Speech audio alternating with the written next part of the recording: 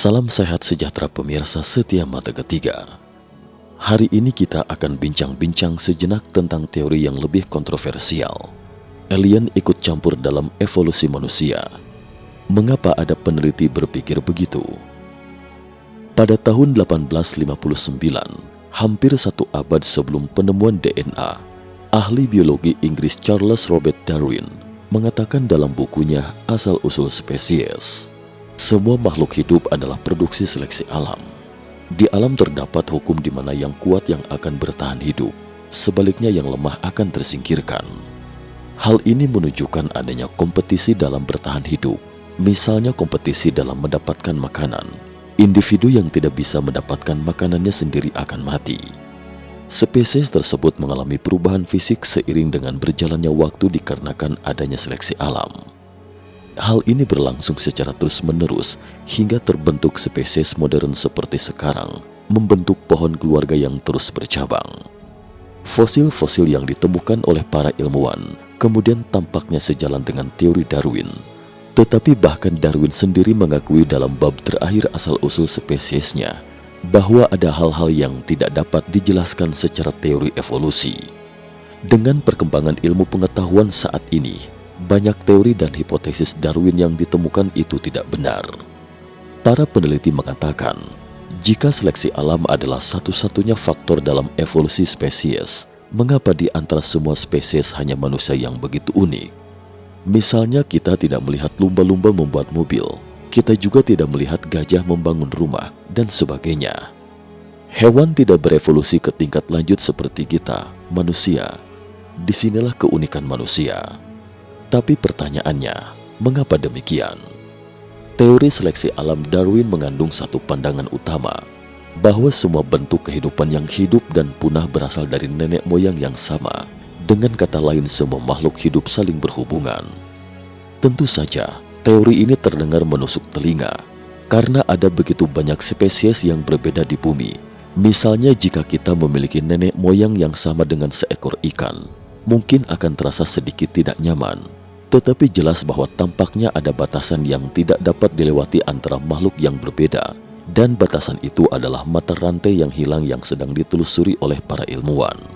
Pertama-tama, kita dapat dengan pasti mengatakan bahwa tautan yang hilang itu belum ditemukan. Meskipun simpanse adalah kerabat terdekat kita yang masih hidup, tapi itu pernyataan yang salah atau tidak tepat jika dikatakan bahwa manusia berevolusi dari orangutan. Sebaliknya, Anda dapat mengatakan bahwa kita memiliki nenek moyang yang sama dengan mereka jutaan tahun yang lalu. Kemudian kita mengembangkan jalur evolusi yang berbeda dengan mereka. Jadi kemungkinan kita berevolusi dari simpanse itu hampir nol. Lalu, dari mana asal-muasal manusia?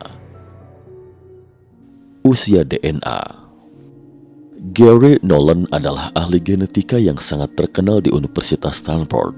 Melalui penelitiannya selama bertahun-tahun, dia menemukan bahwa kompleksitas DNA akan berlipat ganda setiap 600 tahun, sehingga mereka terus kembali ke saat pertama kali dimulai sampai tidak bisa berlipat ganda lagi. Dan hasil perhitungan mereka mengatakan bahwa DNA kita ternyata berasal dari 9 miliar tahun yang lalu, sementara usia bumi yang diakui oleh komunitas ilmiah baru berusia 4,5 miliar tahun. Jadi, usia DNA ini 2 kali sejarah bumi. Kesimpulan ini sesuai dengan temuan pemenang hadiah Nobel Craig. Sebagaimana diketahui, pada tahun 1959 Francis Crick menemukan struktur helix ganda DNA dan meraih hadiah Nobel untuk itu. Namun 20 tahun kemudian, karena DNA juga Crick kembali mengejutkan komunitas ilmiah. Dari hasil penelitiannya selama 2 dekade, ia menyimpulkan bahwa DNA manusia terlalu kompleks, sehingga tidak mungkin berevolusi dalam 4,5 miliar tahun sejarah bumi. Penelitian Directed Panspermia Crick pada tahun 1973 menyatakan, kami sudah menemukan rahasia awal mula kehidupan. Asumsi dasar teori tersebut adalah berdasarkan bukti-bukti yang ditemukan dalam penelitiannya. Ia sampai pada satu kesimpulan bahwa asal mula DNA bukanlah dari bumi, melainkan berasal dari suatu tempat di luar bumi. Crick menemukan bahwa asal mula bentuk kehidupan dunia ini berasal dari sumber yang tunggal, bukan dari sumber yang jamak. Dan dalam kasus DNA manusia, unsur-unsur kimia pembentukannya justru lebih banyak terdiri dari unsur-unsur yang tidak banyak terdapat di bumi. Sungguh aneh memang jika DNA diasumsikan terjadi karena proses kimia dan fisika di bumi. Kenapa justru DNA itu sendiri banyak mengandung unsur-unsur yang justru langka di bumi? Inilah yang disebut panspermia, yaitu hipotesis bahwa kehidupan ada di seluruh alam semesta karena disebarkan melalui meteorit, asteroid, dan planetoid. Beberapa peneliti percaya bahwa tidak hanya DNA manusia yang tidak berasal dari bumi, tetapi juga gen manusia telah dimanipulasi secara pasif dalam proses evolusi. Karena itulah mengapa berkembang begitu cepat. Evolusi cepat 5.000 tahun. Dalam teori evolusi Darwin, evolusi selalu dianggap perlu waktu yang sangat-sangat lama. Namun faktanya ternyata hal ini tidak membutuhkan waktu yang lama. Menurut ilmuwan arus utama, bahwa DNA manusia telah berevolusi perlahan selama miliaran tahun. Namun pada tahun 2007, John Hawkes, ahli paleoantropologi di University of Wisconsin-Madison, menemukan beberapa fakta mengejutkan setelah melakukan analisis komprehensif terhadap gen manusia 80.000 tahun silam. Menurut penelitiannya, DNA manusia telah berevolusi sekitar 100 kali lebih cepat dalam 5.000 tahun di masa lalu daripada waktu kapanpun dalam 80.000 tahun terakhir. Pertanyaan mendasar bagi Hawkes adalah, mengapa manusia tiba-tiba berevolusi begitu cepat dalam rentang waktu 5.000 tahun yang begitu singkat? Beberapa peneliti percaya bahwa hal ini dikarenakan alien memodifikasi manusia secara genetik lebih dari 5.000 tahun yang lalu, sehingga manusia berevolusi begitu cepat dan lebih maju daripada spesies lain. Sampai di sini, mungkin Anda mengerutkan kening seakan bertanya, jika memang benar alien telah memodifikasi gen manusia, lalu bagaimana mereka melakukannya? Mungkinkah gen ini bisa diedit?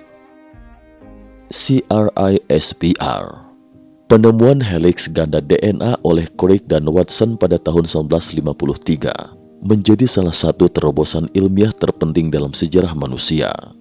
Penemuan ini mengantarkan era baru eksperimen genetik yang radikal.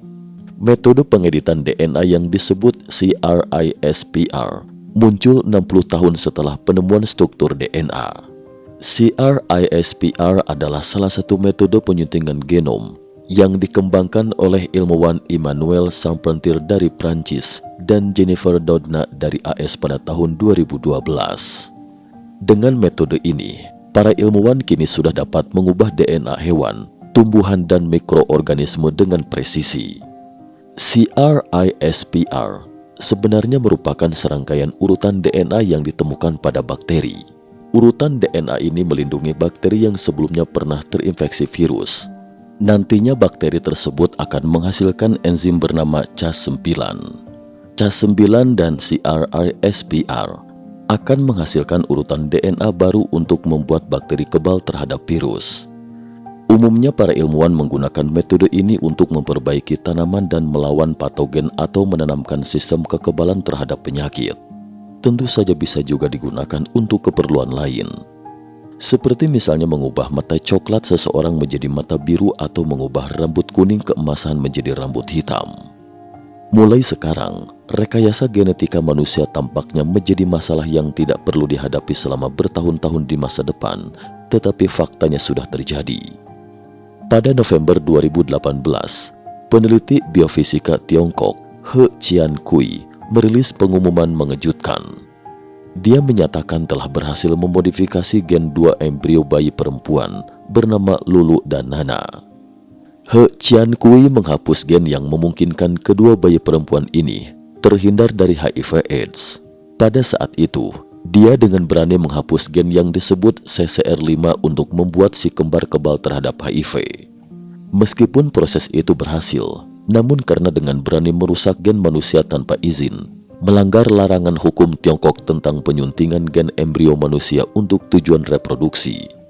Hingga akhirnya, He Jiankui dijatuhi hukuman 3 tahun penjara dan denda 3 juta yuan atau sekitar 6,4 miliar rupiah kurs sekarang. Praktek modifikasi genetik menggunakan CRISPR sebenarnya sudah lama dilakukan. Namun praktek tersebut sejauh ini baru dilakukan pada bakteri dan hewan serta tumbuhan saja. Penerapan teknologi ini pada manusia masih terbentur berbagai etika dan moral. Tujuan He Qiankui sebenarnya mulia.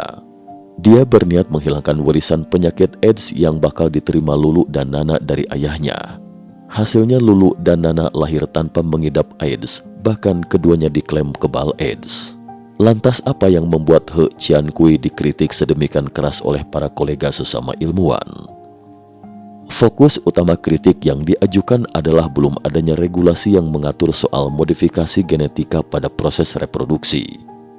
Naomi Chan, profesor di Universitas George Washington mengatakan, modifikasi genetik pada embrio sejauh ini tidak terlarang, namun perlu regulasi untuk mengatur batas-batas secara domestik dan internasional. Sementara itu, Arthur Kaplan, seorang ahli bioteknologi dari New York University, menyayangkan sikap He Qiankui yang terkesan tertutup selama melakukan penelitian tersebut. Dia sendiri menyatakan tidak menolak adanya modifikasi pada tahap embrio, namun menurutnya perlu ada pembicaraan dengan sesama ilmuwan untuk melakukan hal tersebut. Jenis pembelotan seperti ini bisa mematikan masa depan modifikasi genetika ketimbang merangsangnya untuk maju, kata Kaplan. Kemajuan teknologi tentunya memang ditujukan untuk mengatasi berbagai persoalan yang menghambat manusia. Jadi bukan hasil penelitian He Qiankui yang dikritik oleh para koleganya, melainkan sikap tertutupnya pada penelitian tersebut. Perlu diketahui, jika terjadi kesalahan sedikit saja, modifikasi genetika dapat berakibat fatal dan menghasilkan perubahan yang tidak diinginkan. Terkait teknologi penyuntingan gen, para ilmuwan mengatakan bahwa kita belum cukup memahami tentang efek jangka panjang penyuntingan gen pada manusia sehingga belum memungkinkan melakukan operasi seperti itu pada manusia. Tetapi ditilik dari eksperimen ini saja, telah membuktikan bahwa para ilmuwan sudah dapat berperan sebagai pencipta. Selain itu, hasil yang dipublikasikan dalam jurnal Cell menunjukkan bahwa jika seseorang memiliki gen CCR5 yang dihilangkan, maka memori, kemampuan kognitif dan kemampuan otak untuk memperbaiki diri orang tersebut setelah stroke juga dapat ditingkatkan secara signifikan. Meskipun secara teoritis temuan ini sangat kompleks, tapi fakta membuktikan bahwa manusia memang dapat meningkatkan evolusi manusia dengan mengubah DNA. Kita tidak hanya dapat mengedit DNA, tetapi juga mewariskan gen yang ditingkatkan ke generasi berikutnya. Dan hal ini masih menjadi isu yang sangat kontroversial hingga saat ini. Jadi kembali pada intinya, mengapa manusia menjadi satu-satunya spesies cerdas di bumi dan berevolusi begitu cepat?